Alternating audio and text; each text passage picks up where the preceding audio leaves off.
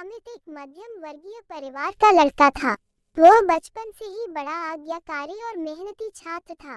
लेकिन जब से उसने कॉलेज में दाखिला लिया था, उसका व्यवहार बदलने लगा था।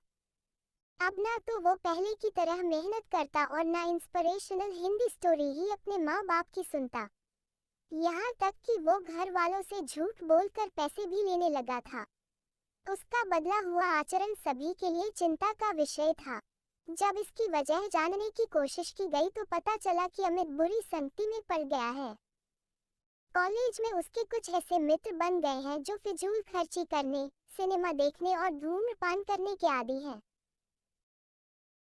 पता चलते ही सभी ने अमित को ऐसी दोस्ती छोड़ पढ़ाई लिखाई पर ध्यान देने को कहा, पर अमित का इन बातों से कोई असर नहीं पड़ता। उसका बस एक ही जवाब होता, मुझे अच्छे बुरे की समझ है।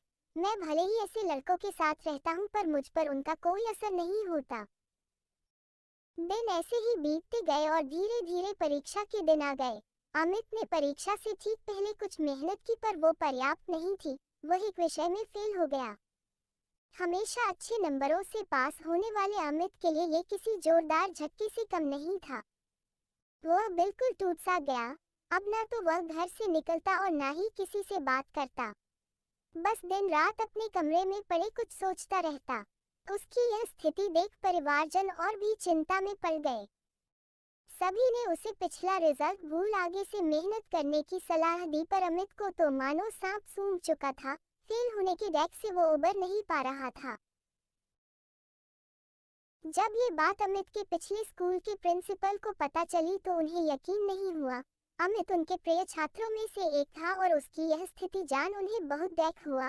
उन्होंने निश्चय किया कि वो अमित को इस स्थिति से जरूर निकालेंगे। इसी प्रयोजन से उन्होंने एक दिन अमित को अपने घर बुलाया। प्रिंसिपल साहब बाहर बैठे अंगीठी ताप रहे थे। अमित उनके बगल में बैठ गया। अमित बिल्कुल चुप था और प्रिंसिपल साहब भी कुछ नहीं बोल रहे थे। 10-15 मिनट ऐसे ही बीत गए, पर किसी ने एक शब्द नहीं कहा। फिर अचानक प्रिंसिपल साहब उठे और चिमटे से कोयले के एक धधकते टुकड़े को निकाल मिट्टी में डाल दिया। वह टुकड़ा कुछ देर तो गर्मी देता रहा, पर अंततः ठंडा पर बुझ गया। यह देख अमित कुछ उत्सुक हुआ और बोला, प्रिंसिपल साहब, आपने उस टुकड़े को मिट्टी में क्यों डाल दिया? ऐसे तो वो बेकार हो गया। अगर आप उसे अंगीठी में ही रहने देते तो अन्य टुकड़ों की तरह वो भी गर्मी देने के काम आता। प्रिंसिपल साहब मुस्कुराए और बोले, बेटा, कुछ देर अंगीठी में बाहर रहने से वो टुकड़ा बेकार नहीं हुआ। लो, मैं उसे दोबारा अंगीठी में डाल देता हूँ। और ऐसा कहते हुए उन्होंने टुकड़ा अंगीठी में डाल दिया। अंगीठी में जाते ही वह टुकड़ा वापस धधक कर जलने लगा और पुनः गर्मी प्रदान करने लगा। कुछ समझे अमित?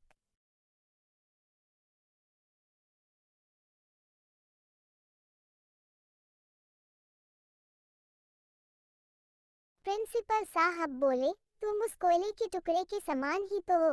पहले जब तुम अच्छी संगति में रहते थे, मेहनत करते थे, माता पिता का कहना मानते थे तो अच्छे नंबरों से पास होते थे।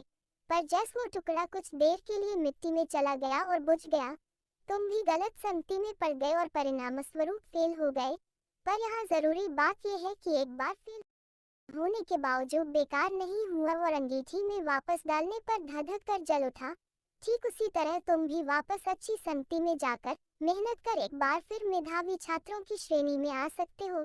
याद रखो, मनुष्य ईश्वर की बनाई सर्वश्रेष्ठ कृति है। उसके अंदर बड़ी से बड़ी हार को भी जीत में बदलने की ताकत है।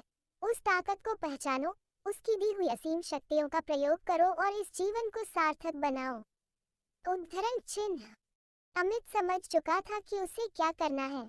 वह चुपचाप उठा, प्रिंसिपल साहब के चरण स्पर्श किए और निकल पड़ा अपना भविष्य बनाने।